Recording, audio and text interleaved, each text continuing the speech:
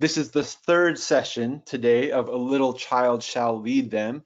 We are going to look in depth today at the Hebrew Bible and what the Hebrew Bible says in particular about children. We'll see, especially today and next week, that the Hebrew Bible or the Old Testament and the Christian scriptures, the New Testament, they present unified witness even across multiple millennia and genres and authors, that children are made in the image of God. People are to love children like God loves them, and that God uses children to lead adults in worship, even into the kingdom of God. So today, as I mentioned, we're right in the middle, children in the Hebrew Bible. The recordings for the first two you can find at abramkj.com/child theology. We talked about the vulnerability of Jesus, the child, to begin. We looked last week at the idea of childhood in the image of God. We'll, of course, revisit that today a little bit. And then today, children in the Hebrew Bible. The following 2 Wednesdays, we'll move into the New Testament, in particular, children in Jesus' teaching and ministry. And then the 5th session is heavy on the implications. Children in the Hebrew Bible. Here's the overview. First, 10 things the Hebrew Bible teaches about children. Now, there are more than 10 things that the Hebrew Bible teaches about children, but I want to highlight 10. And then we'll spend some time looking at 2 stories about children and their adults in the Hebrew Bible. We'll go sort of in depth. And then finally, just sort of as a bridge, children and parents will kind of set the stage for moving from Malachi really to Matthew, from how Christian scriptures put the Old Testament together. Malachi is the last book, and then into Matthew. So we'll have sort of a bridge to our next session. 10 things the Hebrew Bible teaches about children. And like I said, this is in your handout, and you can also see it here on the screen and in this PDF here. First, children are fully human, created in the image of God.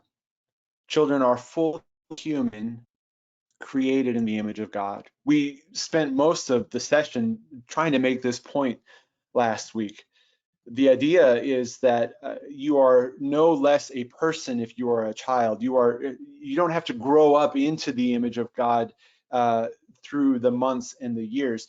There is a sense, we talked about what Paul says about being transformed in ever increasing glory into the image of Christ, but there are no, quoting Martin Luther King, there are no gradations in the image of God. And so it's not as if a child is mostly in the image of God or partially in the image of God. And we looked at some ways that that belief, which is subtle, that belief can cause damage and harm to children and other people when we don't view them as fully made in the image of God.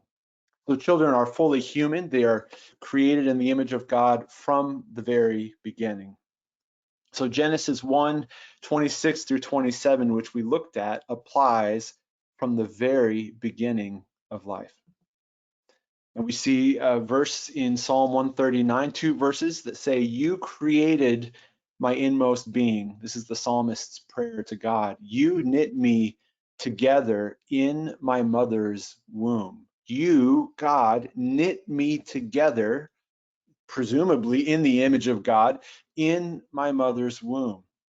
I praise you because I am fearfully and wonderfully made. Your works are wonderful. I know that full well. You don't get any younger than that, being knit together in my mother's womb. And so the idea is that God's creativity is there. God's knitting together, that image of God is right there from the very beginning. Second, the Hebrew Bible teaches us as a whole that children are a gift. This is the witness of the whole of the Hebrew Bible. Children are a gift, and they're a gift given by God.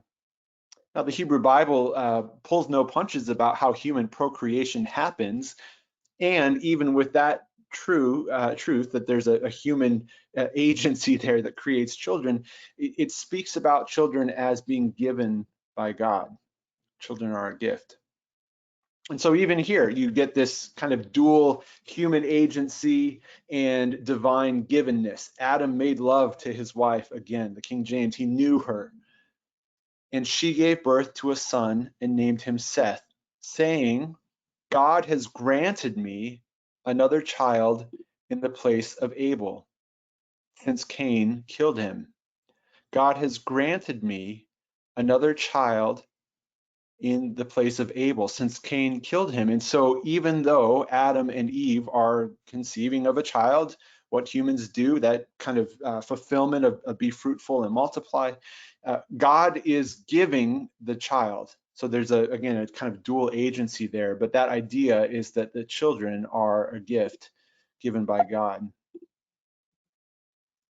And then from the very beginning of Genesis, this promise to Abraham, the Lord brought Abraham outside. Actually, I think he's still Abram in Genesis 15. The Lord brought Abram outside and said, look toward heaven and count the stars if you were able to count them. And then he said to him, so shall your descendants be. And wrapped up in that blessing to Abram, in that promise that God will bless all nations through him, wrapped up in that is the gift of children. Children will be part of that gift, part of that blessing. And we could multiply examples here in Genesis 33 and 5, 33 and verse 5, Esau and Jacob are coming together again, and Esau looks up, it says, and he sees the women and children, and he says, who are these with you? Jacob said, the children whom God has graciously given your servant. Again, back to Genesis 4:25, there was a human way those children were created, that they were made, and Jacob sees them as a gift of God. Children are a gift in the Hebrew Bible given by God. Psalm 127 says this pretty explicitly. If we didn't already get the picture from the first few books, children are a heritage from the Lord. Offspring are a reward from him. Deuteronomy 7:14, you will be blessed more than any other people. None of your men or women will be childless, nor will any of your livestock be without young. And so children are seen as a gift from God, and barrenness, rightly or wrongly, was seen in the Hebrew Bible as not yet experiencing God's blessing. And obviously, thinking pastorally about this, we want to be cautious in how we apply this today. There are many people who are childless, sometimes of their choosing, sometimes not. But the idea in the Hebrew Bible is that children are a gift and that they are given by God. Third, children lack power and are vulnerable. So here are these children, number one, babies made in the image of God. Number two, they are a gift from God. God's been with them from the very beginning, knitting them together, now giving them into human care. And as that happens, we see vulnerable children, they lack power. We saw this in the story of Jesus 2 sessions ago, that God came as a baby, lacking power, lacking language, lacking the ability to walk, and vulnerable in multiple ways. And the Hebrew Bible paints a picture of this too, even before we see Jesus on the scene. Children lack power and are vulnerable. Jacob in Genesis 33, my Lord knows that the children are tender and that I must care for the ewes and cows that are nursing their young. If they are driven hard just one day, all the animals will die. So here's Jacob on one of his sojourns, saying that the children are tender, they're young, they're vulnerable. They, like the rest of the beings in my care, I need to look out for them. They can only do so much. Children who are vulnerable are also sustained by God, who is their advocate. So God is creator. You knit me together in my mother's womb. But it's not like God stops there. It's not, the Hebrew Bible does not give us this so-called deistic view of the world where God creates and then just sort of lets it rip. Good luck, everybody. Children are also sustained, carried forward, provided for by God, their advocate. We see lots of examples of this in the Hebrew Bible, that children are sustained by God who advocates for them. Isaiah paints a beautiful picture of a day when all your children will be taught by the Lord. This is reminiscent of the idea of the law nobody needs to teach one another at all, because we will all know that the law, it will be written on our hearts. God's words, God's instruction will be right here.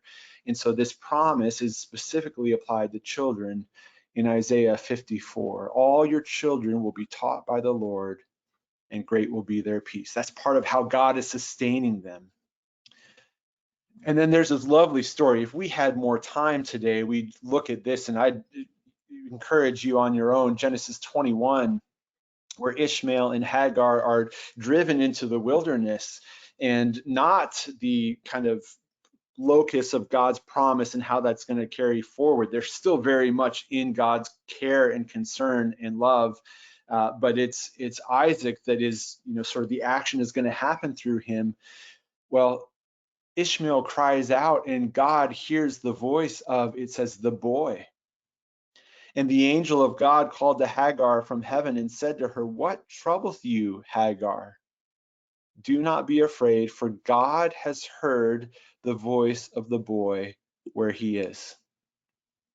God was with the boy, and he grew up. He lived in the wilderness and became an expert with the bow.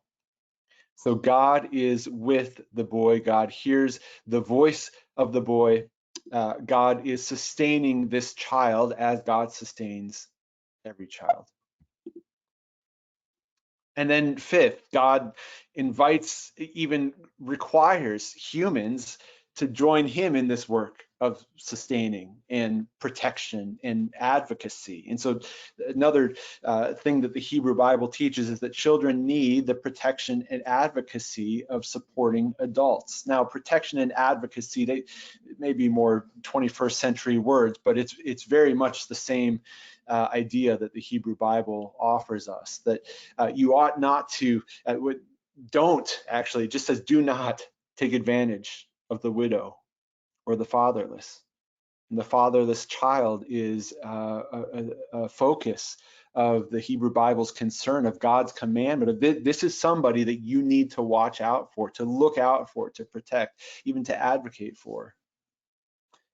And you see this in Rachel weeping for her children, it says in Jeremiah, "A voice is heard in Ramah, mourning and great weeping." Rachel weeping for her children and refusing to be comforted because they are no more. Even in that mourning for them, there's an act of just a sadness of not being able to protect, and that's the sadness that many parents know. But even in the mourning, almost an advocacy, still, I'm still going to show up for them. I'm going to express these emotions for them. I'm not going to be comforted because I want to say this is not how the world should be.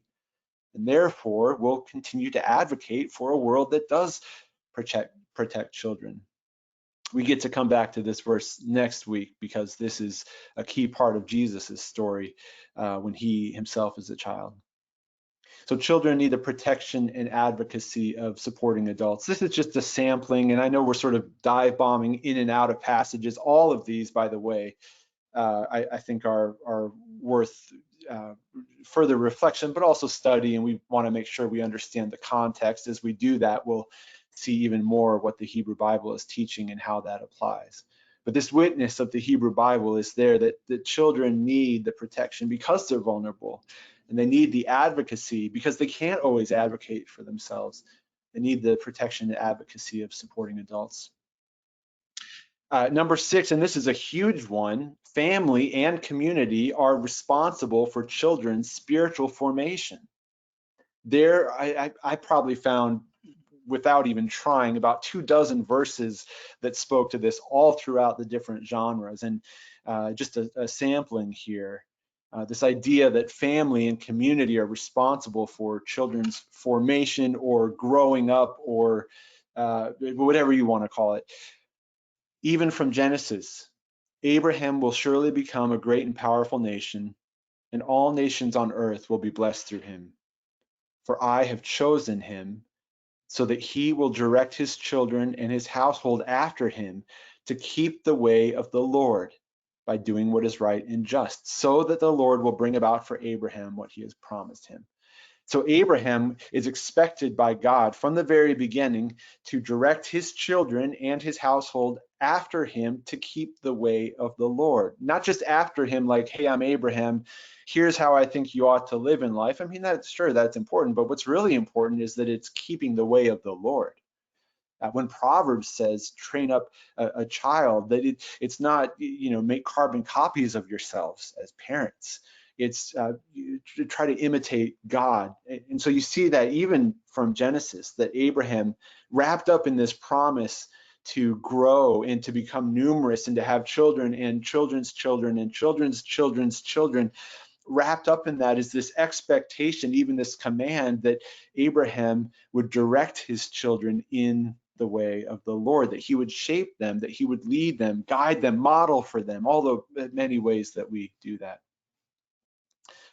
In Exodus, and don't worry, we're not going to go through every single book, but Exodus, the Lord said to Moses, go to Pharaoh, for I have hardened his heart and the hearts of his officials, so that I may perform these signs of mine among them, that you may tell your children and grandchildren how I dealt harshly with the Egyptians and how I performed my signs among them, and that you may know that I am the Lord. So there's this call to memory and to sharing and to memorializing, to helping your children know about this, telling them the story, telling them the old story of how God worked, how God redeemed, how God did wonders, so that you, all of you, may know that I am the Lord. And so God is saying this to Moses, and the idea is that Moses and individual families, but also the whole people of Israel, that they would tell their children and grandchildren, and then those children and grandchildren would tell their children and grandchildren. So this just goes on down through the generations. They're responsible for their children's spiritual formation. Like I said, many more verses about this. You see this in Deuteronomy, a huge theme. Teach them to your children and to their children after them. And of course, this famous passage, the Shema, from which Jesus pulls out the two greatest commands: love God with everything. Well, that's the first one. And then the second one from Leviticus, love your neighbor as yourself. But wrapped up in that command is not just you love the Lord your God, but these commandments for you, they're for you and for your children. Impress them on your children. Don't just receive and try to obey this command of loving God on your own. Impress them on your children. And there is a communal sense in which Israel would have heard this. And so just skipping thousands of years ahead to application today, I don't think somebody without children is immune from this. I think there's a sense in which any children in your lives that God has entrusted into your care or that are in your purview, there's this idea that you would impress these commands and impress the ways of God on your children. It says, talk about them when you sit at home and when you walk along the road, like just your day-to-day life. When you lie down and when you get up, tie them as symbols on your hands and bind them on your foreheads. Write them on the door frames of your houses and on your gates. In other words, do everything you can to remember as much as possible at every turn these commandments, the greatest of which, of course, being right here: love the Lord your God with all your heart and with all your soul and with all your strength.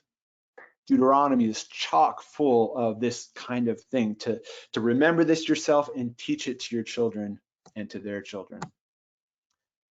And then just sort of skipping ahead to Psalms and Proverbs now. It says in Psalm 78, he commanded our ancestors to teach these decrees to their children. Where did he do that? Well, we just saw some of the verses.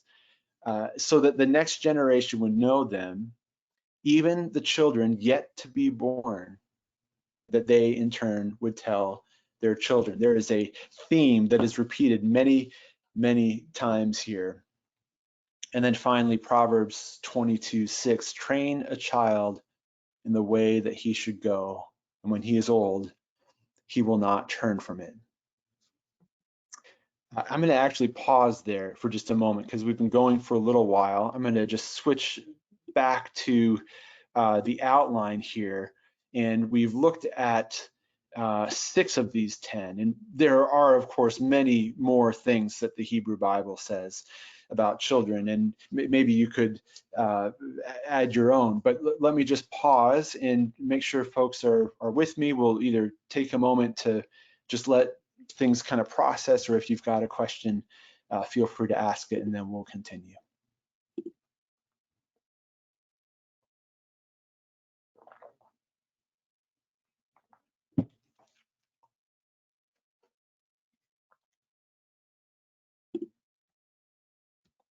All right, seeing no questions, we will continue on here.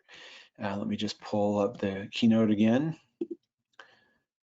All right, so the Hebrew Bible teaches too that loving God and loving children are inextricably linked. We've seen some hints at that already, but just to get a little bit more explicit, you've got this in Genesis 50. Joseph said to them, "Don't be afraid. Am I in the place of God?" This is Joseph talking to his brothers, reunited, and arguably, I mean, Joseph was not very old when he was thrown into the pit, so we've got a case of child abuse there. And then how does he come back from it, and how is God with him in that? Joseph says to his brothers, this is the very end of all that, "Don't be afraid. Am I in the place of God? You intended to harm me, but God intended it for good, to accomplish what is now being done, the saving of many lives. So then, don't be afraid. I will provide for you and your children." And he reassured them and spoke kindly to them. So Joseph here he's showing love and honor and respect to God by saying, "I am not God." And in that same moment, that moment of humility and of naming God as God, he is offering love to his brothers and their children. So for Joseph, the love of God, the respect of God, the fear of God, and the love of and providing for children are inextricably linked. And you see here Joseph as an advocate for children, knowing that they're vulnerable and at risk. His brothers are actually really vulnerable now, even as older than children. So for Joseph, it is closely connected that I love God, I fear God, and I'm going to provide for these people in front of me, including their children. Leviticus warned against child sacrifice, and that probably won't be a shocker to find that in the Hebrew Bible, that you're not supposed to do that. But the connection here is, do not give any of your children to be sacrificed to Molech, for you must not profane the name of your God. I am the Lord. So in that sense, a sin against the child, what would be a really heinous sin of abuse, would be a sin against God. It would be profaning the name of your God. In fact, you see other passages that talk about whether it's children or other vulnerable populations, that to do it to them, we saw this last week with the image of God, to do it to them is to do it to God. Jesus was not the first person to say that. That theme was already present in the Old Testament, that if you oppress the poor, you're basically sinning against their maker. You see that in Proverbs and related verses. So they are inextricably linked, love of God and love of children. Even before Jesus got on the scene and kind of reiterated that, made it maybe even more explicit. One interesting thing that I've been thinking about recently, and I come at this as a pastor and as a parent and as a longtime youth worker, and with some years of experience with children and trying to love them well and trying to figure them out and honor them. Children are moral agents. And this one's, I think, a little harder in terms of what the Hebrew Bible says. It's not that it's a disunified witness or anything like that, but we get a pretty robust, nuanced picture of just what it means for children to be moral agents. And this is something folks have wrestled with for a very long time. What is the so-called age of accountability, when we can hold children accountable for their actions? Whether that's good ones, think about something like infant baptism, child baptism, adult baptism, or we hold them accountable for so-called sins. And I'm not going to even begin to try to resolve any of that today. I do just want to say, here's what I think the Hebrew Bible is saying. Here's what I see it saying about children's agency. You've got this in Genesis 8:21. When the Lord smelled the pleasing odor, the Lord said in his heart, I will never again curse the ground because of humankind, for the inclination of the human heart is evil from youth. Nor will I ever again destroy every living creature as I have done. And again, there's a lot of context here and a lot to unpack, but the key phrase here, at least for our purposes, is the inclination of the human heart is evil from youth. Now, this to me raises as many questions as it answers. Number one, what does it mean to have an inclination? Can one be held responsible morally for an inclination, and to what extent? Does that change with age? This word youth, the Hebrew Bible has a range of terms that it uses for infancy and childhood and youth. And so this one, from what I can tell, it's worth more of a word study, but it looks more like it's the youth side of that spectrum. So what about kids? Raises lots of questions, but the idea is, at the least, I think we can conclude that there is some moral agency at some point early on, and I think potentially some moral culpability and accountability. Whenever that starts, whatever that looks like, the Bible speaks to it in Genesis. The Psalms even more explicitly say, even from birth, the wicked go astray. So I guess that sort of short circuits any word study you might do with Genesis. Like, how old are you when your heart starts to incline toward evil? The Psalms paint a picture of the wicked going astray even from birth. Now, we might ask questions like, how is that possible? What does that look like? And those are good questions. Deuteronomy 1. Also, your infants, who you thought would die on the way, and your children, who as yet do not know good from bad, will go there into the promised land. I will give them the land, and they will possess it. So this is why I say I think it's a unified witness, but it's complex. We somehow need to hold together what we've seen about the inclination of every human heart. And so maybe that's an orientation and a posture and a potentiality. But then we also have the wicked in the Psalms, sinning from birth, going astray. And yet here in Deuteronomy, we have your children who as yet do not know good from bad. Now, there are multiple ways forward to try to figure this out. And like I say, we're not going to resolve all of this today. I certainly am not. But the idea here is that there is some level of not yet knowing, not yet discerning the good from the bad. And so that's not to say, let kids do whatever they want whenever they want. That would be irresponsible parenting. But there is something here that I think is worth exploring, that children are still learning and growing into the knowledge of good and evil, if you want to use Garden of Eden language. So it's a complex picture that Scripture paints here, and like I say, I'm not going to resolve it now or maybe ever, but it's just interesting to sort of consider what ought we to expect of children. What was expected of children in the Hebrew Bible, first of all, in terms of what they could do, what they could be held responsible for and not, and what does that mean for today? In fact, Deuteronomy speaks to this. Parents are not to be put to death for their children, nor children put to death for their parents. Each will die for their own sin.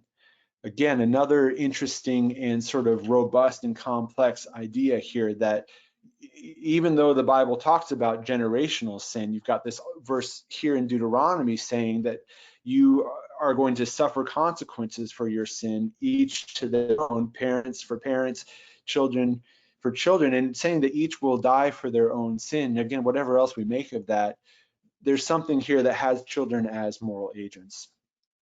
So I think this is probably one of the more complex or challenging things that the Hebrew Bible speaks to. I think it does say children are moral agents and there's some accountability. I think that's pretty clear. What exactly that looks like, I think is challenging, especially because you've got sort of a range of verses that talk both about from birth there's this possibility to devise evil, the doctrine of so-called original sin. And then also in Deuteronomy, we've got do not yet know good from bad. So there's a tension there, I think. All right, so shifting gears, and we'll do two more and then take some time for questions or comments. The Hebrew Bible shows God speaking to children. So we've been talking a lot about children and who they are in the last couple points, but ultimately, I think the Hebrew Bible is a story of God, and it's the story of God acting in human history. And that includes God acting in children's history and in children's lives. And indeed, the Hebrew Bible gives us lots of stories of God speaking to children, one of which is Samuel. And we'll spend some time actually looking at that in depth today in just a few moments. And so we'll come back to that. But there are multiple examples of God speaking to children in the Hebrew Bible.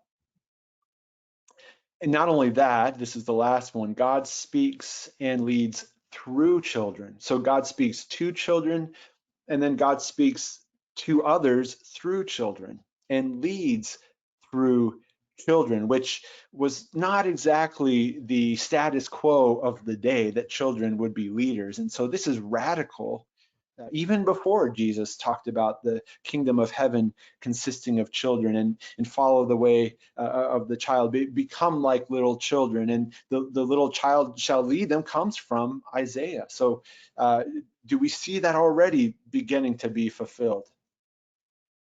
Well, we've got Psalm 8:2, from the mouths of children and nursing babies, or infants in another translation, you have ordained praise on account of your adversaries, so that you might put an end to the vindictive enemy. That is powerful, that you, God, would use children and babies to praise, number one, which typically when you're praising in a vocal way, that has a tendency, hopefully, to bring others alongside you. So there's like worship leading happening here. But not only that, they're putting an end to the vindictive enemy through their praise, through children's praise. When I think about warfare, that's not the first weapon I think of. Maybe that's a confession I'm offering, but the praise of children here in the Psalm is a defense against, it puts an end to the vindictive enemy. We'll see this verse quoted by Jesus in the New Testament. And we often, I think this is one of those verses that's made its way into the cultural lexicon of maybe some parts of the United States in 2023, out of the mouths of children. Has anyone ever heard a kid say something just really profound or funny, and then that's sort of the quote? Well, it comes from this verse. And the idea, the broader idea, is that out of the mouths of children can come amazing things, specifically here, praise on account of, or in the presence of, or against, praise toward God in a way that wards off the adversary, so that you might put an end to the vindictive enemy. Amos, I brought you up out of Egypt and led you 40 years in the wilderness to give you the land of the Amorites. I also raised up prophets from among your children and Nazarites from among your youths. Is this not true, people of Israel, declares the Lord?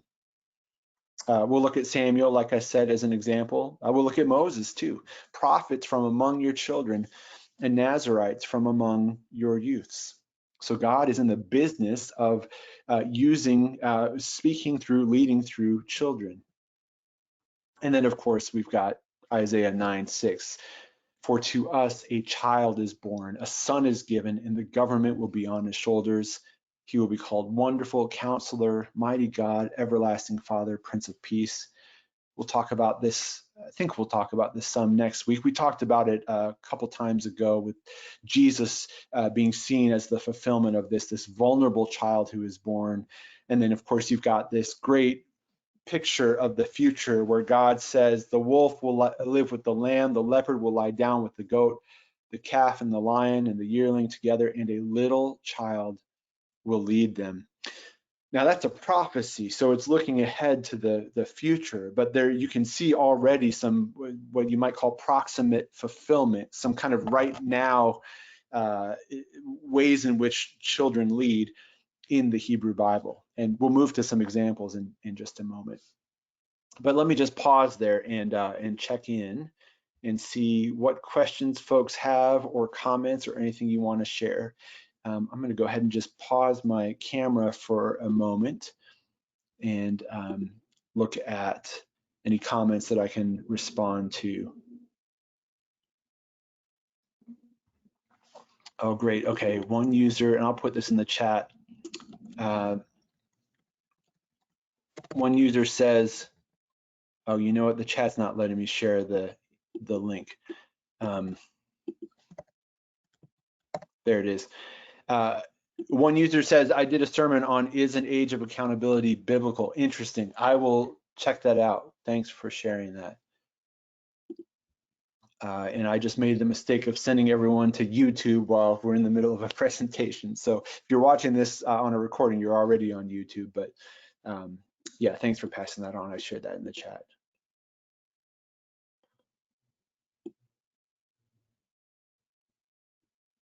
All right, let's look at some stories about children and their adults in the Hebrew Bible. There are two in particular that I want to look at. One is Samuel's story, as I mentioned. That's in 1 Samuel 3, 1 through 21. And the other is the Hebrew babies in Exodus 1, 15 through 22. So we're gonna, I'm gonna actually get out of my slideshow for a moment here and go to accordance for both of these, and we'll spend some time with these now. Moving on, let me just make sure I've got any questions that folks have before we delve into these stories, at least briefly. Any other questions or comments that folks have?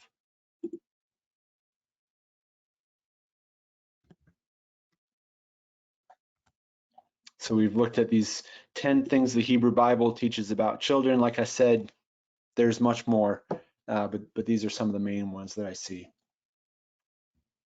All right, excellent. So Samuel's calling. Now the boy, Samuel, was ministering to the Lord under Eli. Now, again, we're just dive bombing into these passages.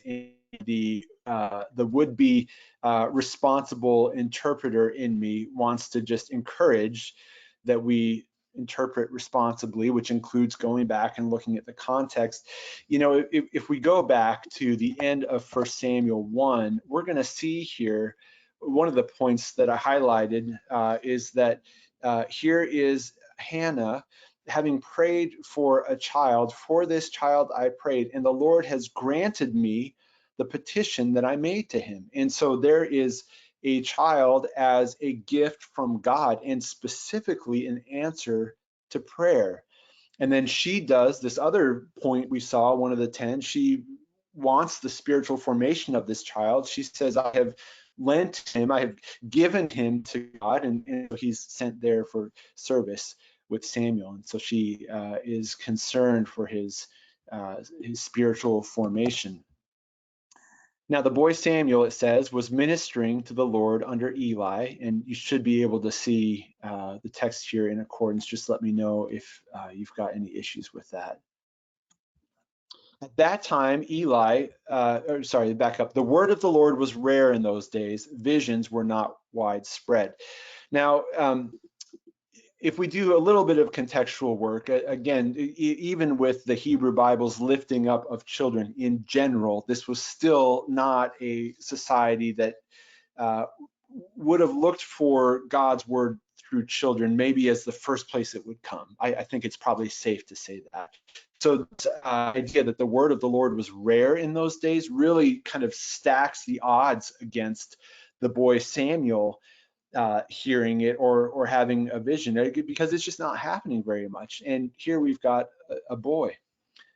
But Eli, it says, whose eyesight had begun to grow dim, so he could not see, was lying down in his room. The lamp of God had not yet gone out, and Samuel was lying down in the temple where the ark of God was. Then the Lord called, Samuel, Samuel, and he said, Here I am.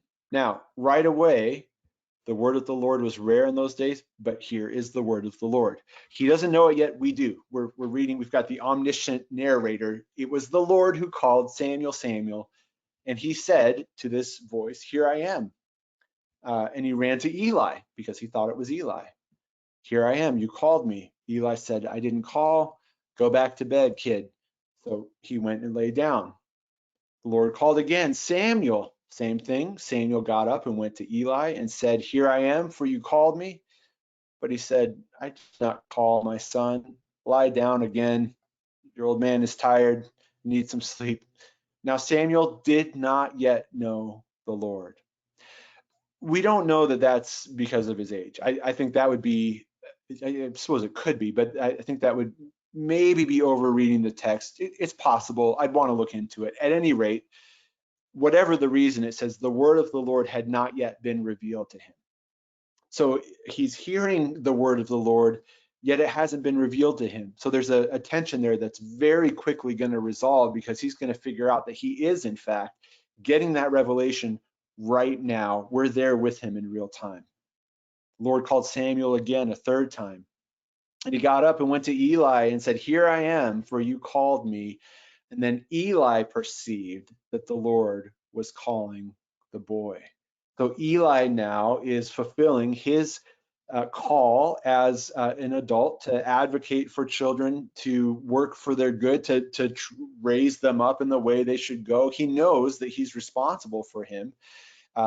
In particular, as a priest and this relationship with Samuel, but just as a community member, anybody would have been expected to do that. So Eli said to Samuel, Go lie down, and if he calls you, so here's the instruction, you shall say, Speak, Lord, for your servant is listening. So Samuel went down and lay down in his place.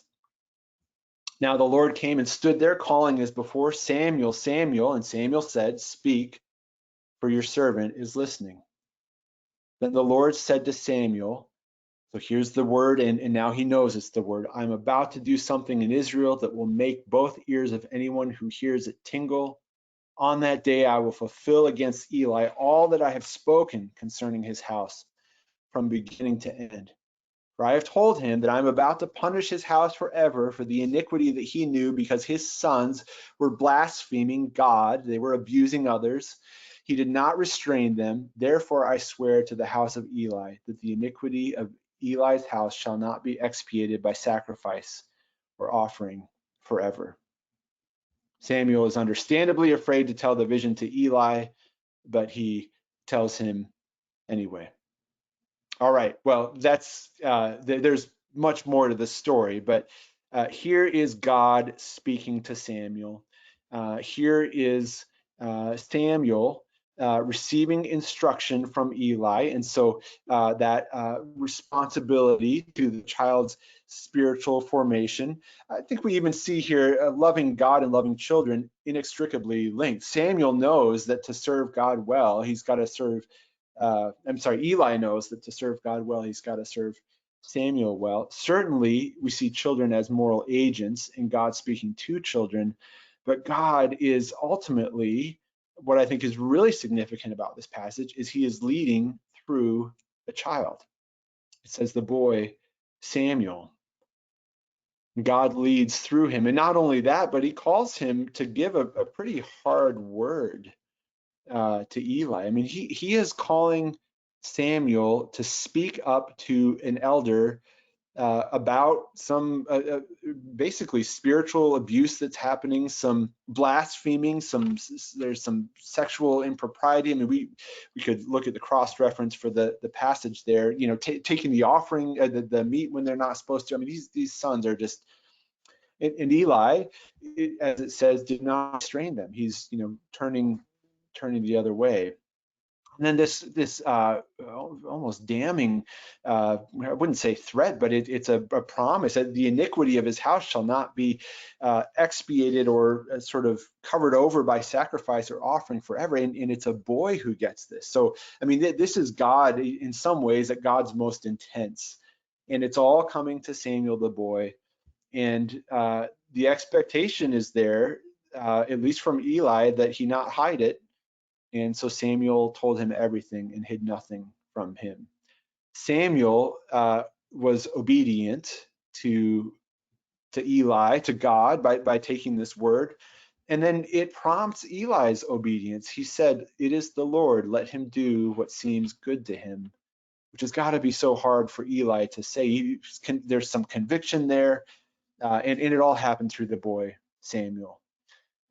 There's so much here in this passage, not just Samuel being used as an agent of God for then, but even for now. I've learned and even preached on this. What does Samuel teach us about listening for the voice of God?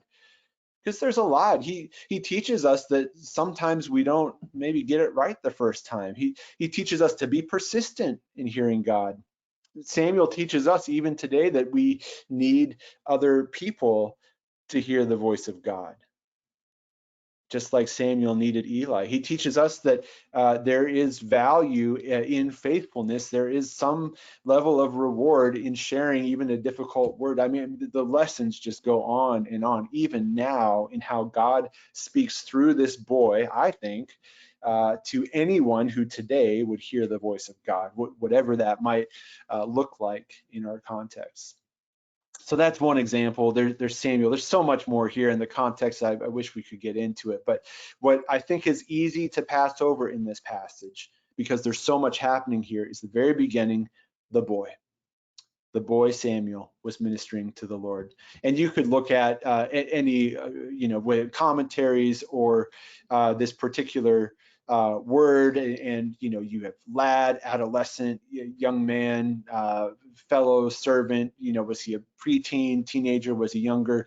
That's some of the commentaries say about 12.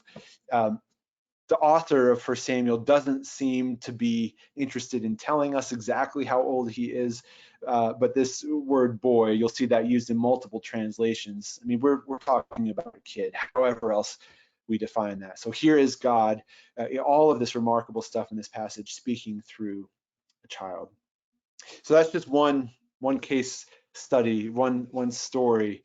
Let me know if you've got any comments or questions or observations about that. We will very briefly look at one more story about children and their adults in the Hebrew Bible. But any comments or questions you've got, feel free to type them into the questions box.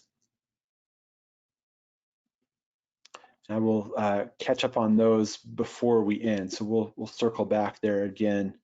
Let's go to Exodus 1:15.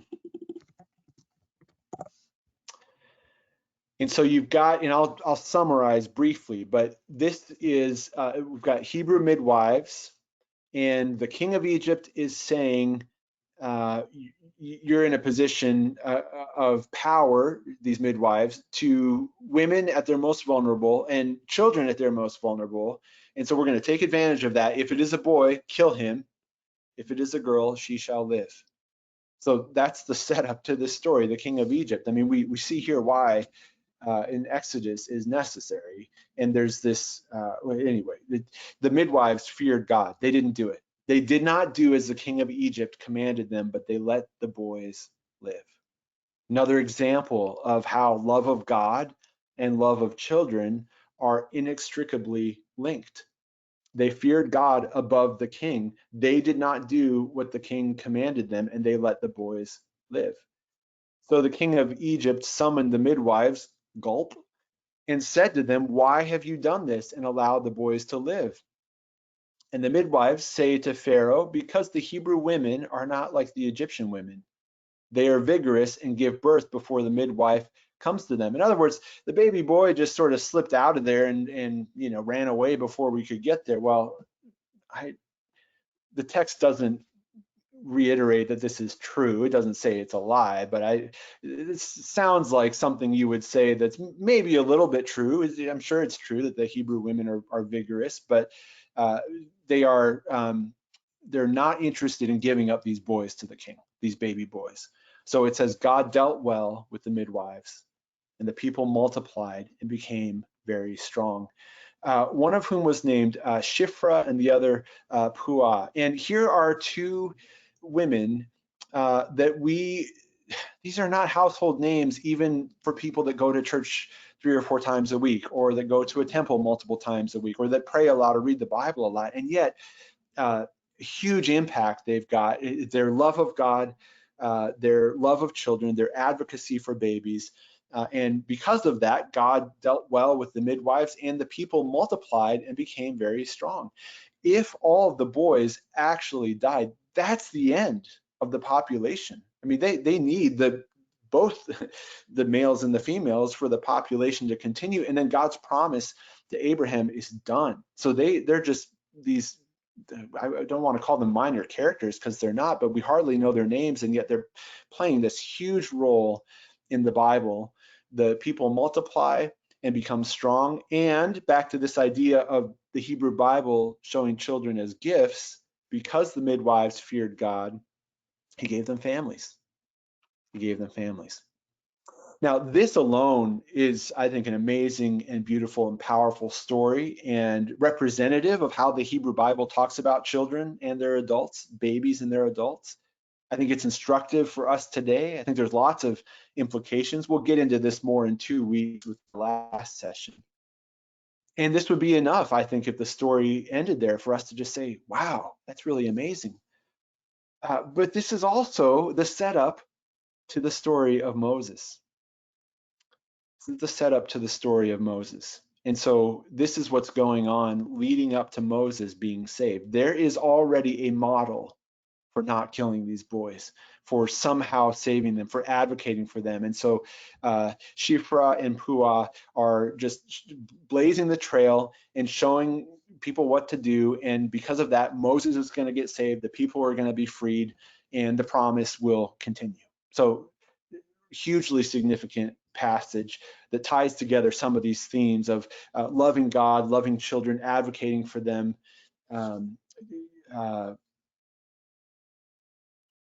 getting a blessing from God in return, the gift of children themselves, and all from Shiphrah and Puah, these Hebrew midwives. So that's another great story, I think, of children and their adults in the Bible, and kind of how the community works together, how it's important that adults advocate for children, and then what happens with the children when they survive and are nurtured and grow up, and then how that has impact on the whole community. Exodus 1:15 through 22, and often, like I say, I think a passage that gets overshadowed just because of, I mean, all of Exodus is just remarkable, but we move right into Moses after this. But this is worth tarrying with, I think, for a while.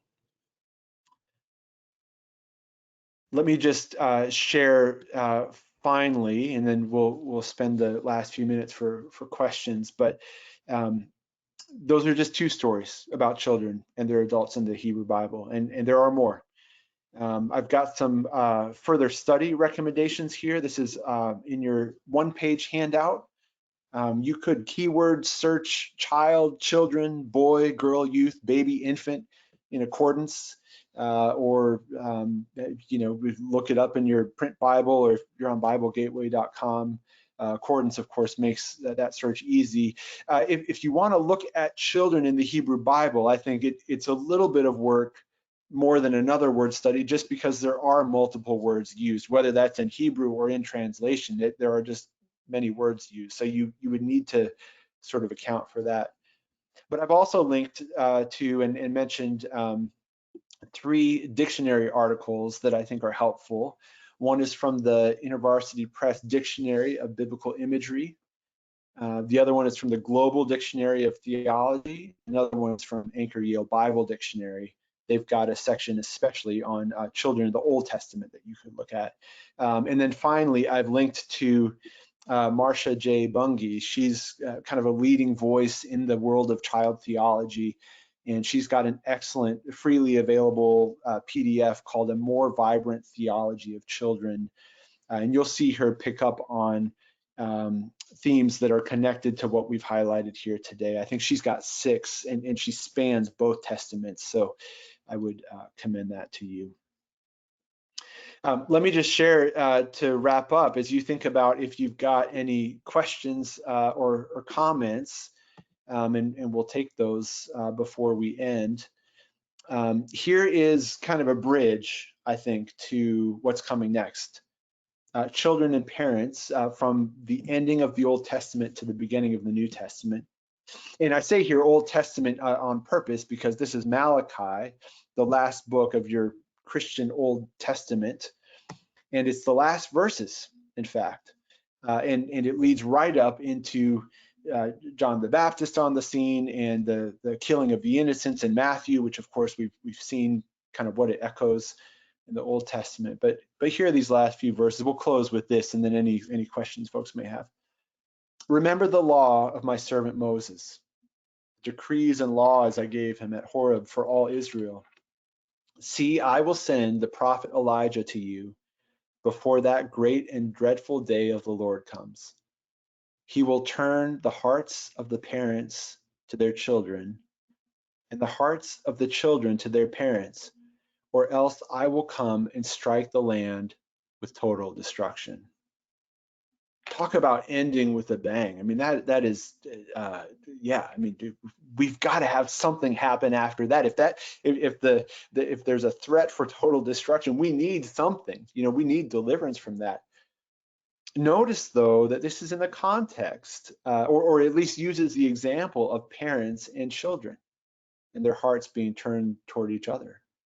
So we would not be wrong then to start reading the beginning of the New Testament through that lens in particular. And in fact, that's easy because we get the infancy narratives in Matthew and Luke, and we get some window into their parents, into Jesus's parents, Mary and Joseph, and how they're dealing with it.